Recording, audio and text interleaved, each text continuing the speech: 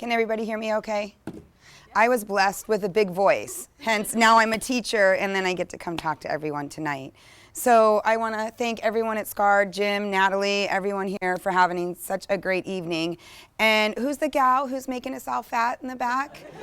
Hi, I'm really happy you're here. And then when I go home later with this nice plate for my daughter, she'll even be more happy. So there you go. But as Tina said, she gave away some of my secrets. But as I stand before you all today, it's true. I did not like to sweat when I was younger. I was guilty of not being an active participant in my high school.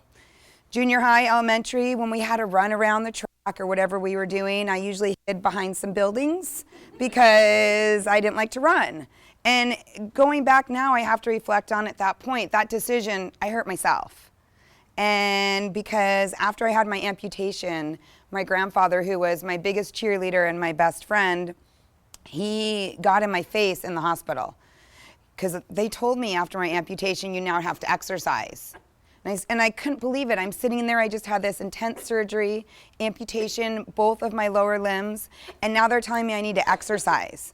And I'm just thinking, I was mad, I'm in the hospital. I almost died in that car, living in the elements for 11 days. And there was my grandfather right in my face. I told you so. Everything wouldn't be so hard if you had exercised when you were younger. He didn't care. He was giving me the tough love because I was alive. You know, looking back now, 25 years later, I can't imagine what my family or my friends went through. Now I'm a mom myself, and it doesn't matter how old you always are a mom or a child. I mean, you have family. And not knowing where I was for 11 days and what my parents went through, I couldn't even imagine. And as Tina said, my girlfriend and I were coming home from a ski trip, and we took a wrong turn. I think I took 3 wrong turns coming here because I didn't know which way to go off of Tustin. And, oh good, I'm not the only one. I see some people giggling. But look, we all got here safe and sound. Little did I know that wrong turn 25 years ago would change my life forever. But as Tina said, my girlfriend and I were coming home from a ski trip, and we had never driven this route before. We were both living in Phoenix, Arizona at the time, and we were coming back from New Mexico. And we stopped to get a map. We stopped for directions. We knew we were lost probably about maybe 2 or 3 hours into the ride. And I'll never forget, we were at a gas station, and he didn't have a map to sell us, but he had a big wall map on the wall. And it was a small town in northern Arizona, and he had a real heavy accent, and he showed us where we were and how we could go behind the Sunrise Ski Resort to get where we needed to be quicker, because my girlfriend had to work that day. So it was December 23rd, 1987, and she's got to go to work, and we're running late, and no cell phones, nor did we have water with us. 25 years ago, I was 19, she was 18. We had Diet Pepsi with us because that's what you traveled with. And so we went in the the gas station, looked on the map, we both talked about it, and they told us to take Route 273. So we got to Route 273, and we turned. And we drove on the road, and eventually the storm got worse, put the car in 4-wheel drive, and then we found out later we hit a snowbank, and the car slid and stopped. And from that day, the battery froze, and nobody ever came. And eventually we were on this it was a back road, and we had seen gates, but they were open. So we kept driving. After we were found on January 2nd, 1988, we came to discover that we were about 8 to 12 miles from where the gate was. Because first day we got lost, we tried to dig ourselves out of the ice, rock the car back and forth, and nothing helped get us out. So we stayed with the car. And then finally on Saturday, December 26th, was the first time we saw the sun and the storm stopped. So we tried to walk away from the car. And we got maybe the length of the building, I guess maybe where the mirrors are to this, and my girlfriend collapsed in the snow. So I went back to her because I was going first from the car, and we didn't think we could make it. We hadn't eaten in 3 days. We had been eating, our soda had frozen from the elements. So we went back to that car, and that was one of the first of many decisions that saved our life, because we didn't know we were going to be walking 8 to 12 miles. We would have never made it. So we went back to the car, and we stayed in the car for another week. And eventually our feet were really cold and tingly. I think even at one point I used the word frostbite, but I didn't know what it meant. I grew up in Arizona. I went skiing, I came home, I took a shower, I wasn't cold anymore. And we didn't understand the intensity of what was going on to our bodies. But we knew there were some changes. Our feet were swelling. We couldn't put our ski boots on anymore. But we did the best we could. And finally that day when we were able to open the car and the storm stopped, we said, well, let's eat some snow, because we hadn't drinking or eaten anything. Well, we didn't understand by actually eating the snow that's ice, we caused more damage to our body, because then our body then had to turn that snow ice into a liquid and turn it into water. Again, something that we had never been through, but a decision that saved our life. Because Lisa and I both said, well, this isn't working. I'm more thirsty. And we said, well, maybe we can melt the snow. And because we were at such a high elevation in the mountains, the windshield was warm. It actually was hot. Maybe it was 20 degrees outside, but the heat from the sun and being so high up in the mountains created a heat-sensitive barrier.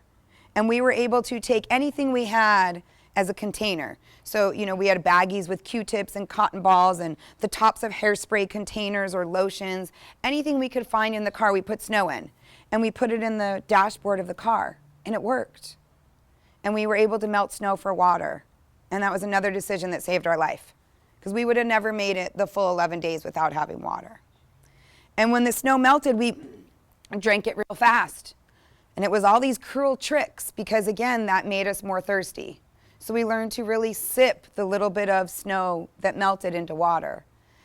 And my girlfriend, we knew each other, but I really had dated her brother for about 1.5 years.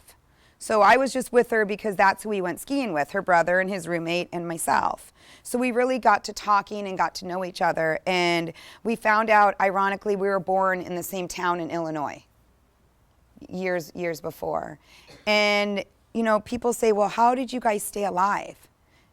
And I think both of us really wanted to see our family again. I really felt strong for myself that I would see my parents and my grandparents. Those were the faces that always kept popping up through my mind. And because we had a lot of challenges living in that car. Every day everything every day everything melted. So we woke up, we were in an S10 Jami blazer. I don't even think they make them anymore. So a real small mini blazer. And we would go in the back where we slept. And then in the days we would sit in the front seat and we put our feet up on the dash because the heat really made our feet feel warm. And so in the back, every night we went to bed and we had to push everything away from us, against the windows. Then we woke up and everything was frozen. The windows, the skis that were inside the car, and then everything melted all day long. So we were very fortunate that the glass never broke in the car from the extreme temperatures, and we always had shelter. And we learned how to adapt. We did what we could to stay alive.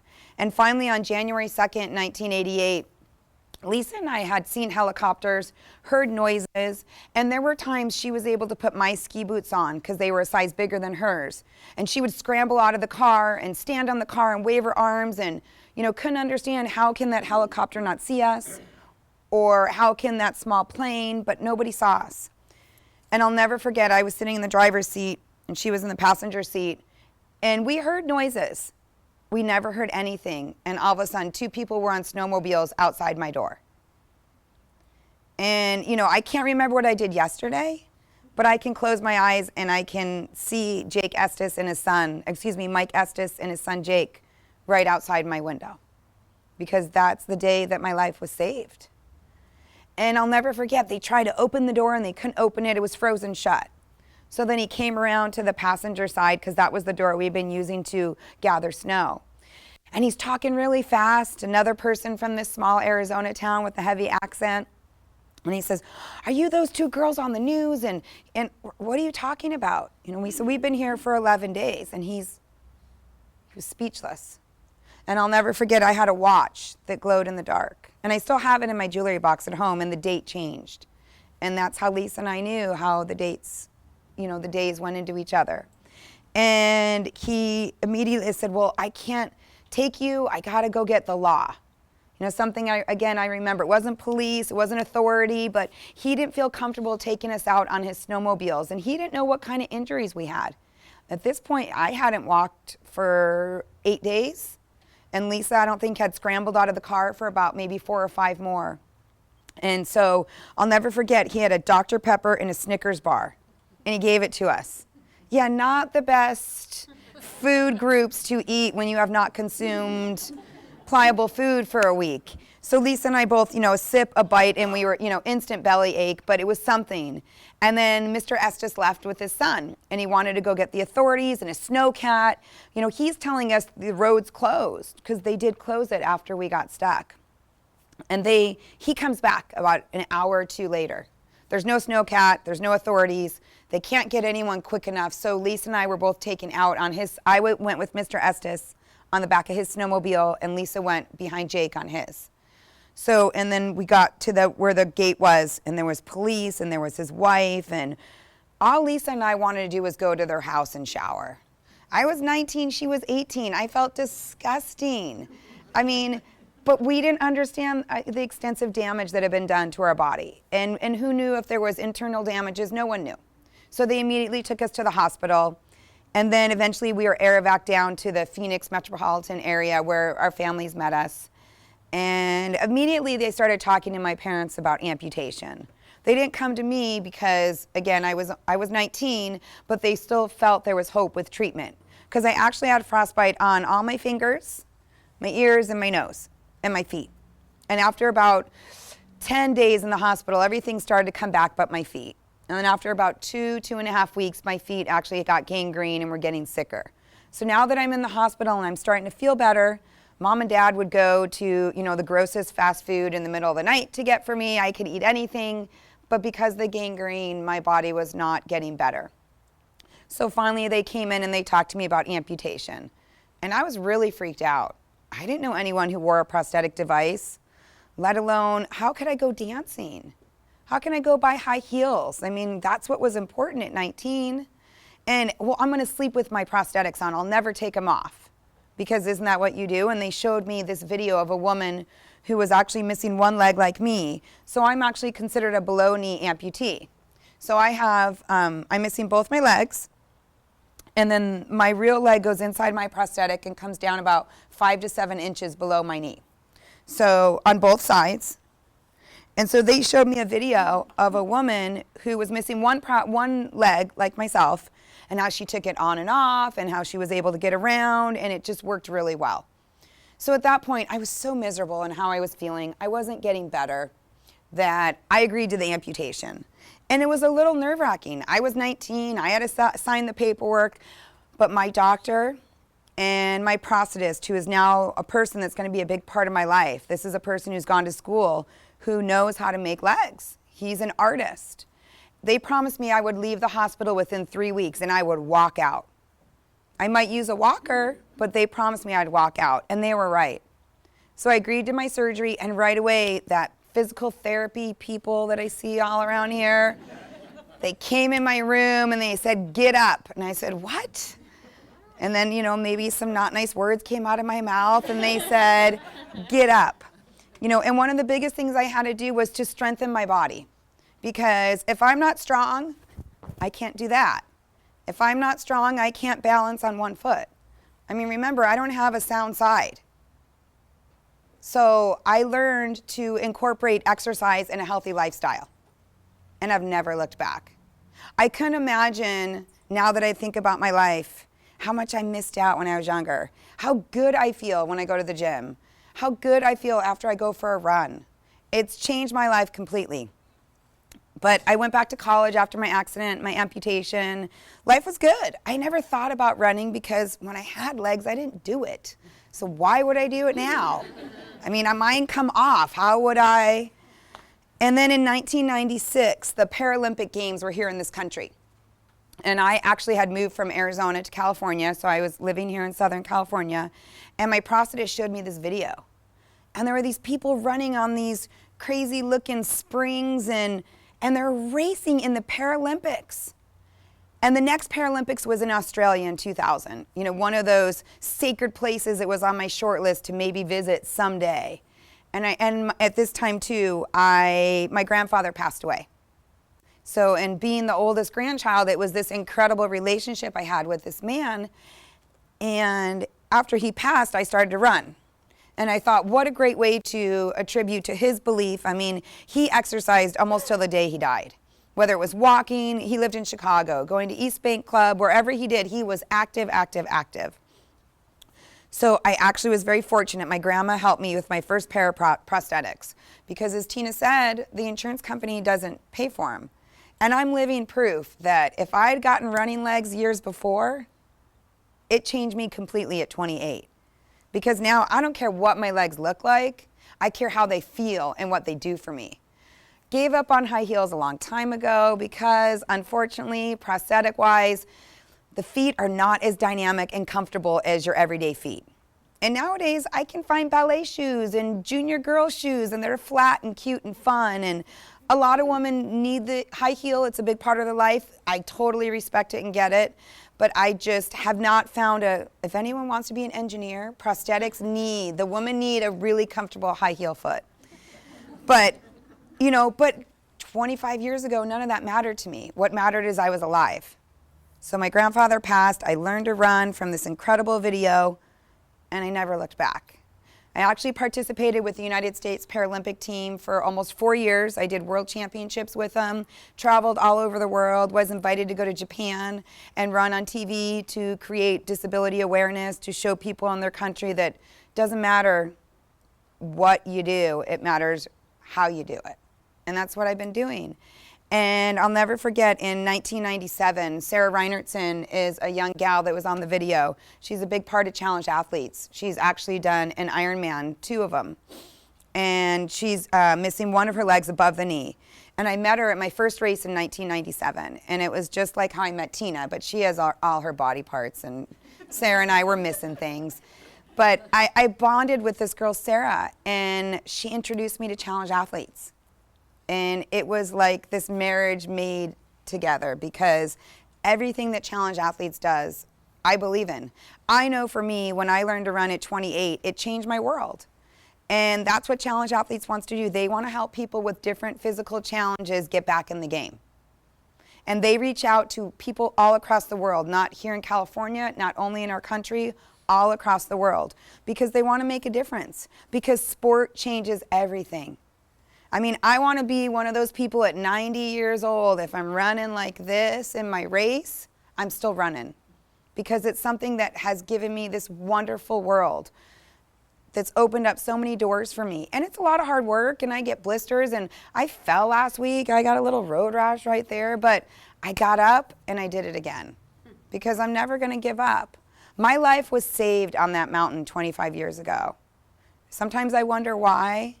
But when I stand here in front of everyone today, I know why.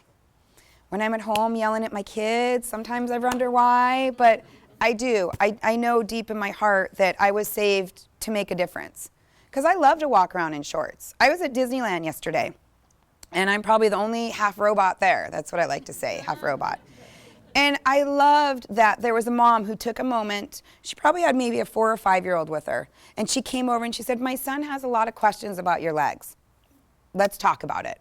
And I spent, 2 minutes with this little boy, and I just made it real simple. I had an accident, and my legs got really sick, and the doctor had to give me my new robot legs. Aren't they so cool?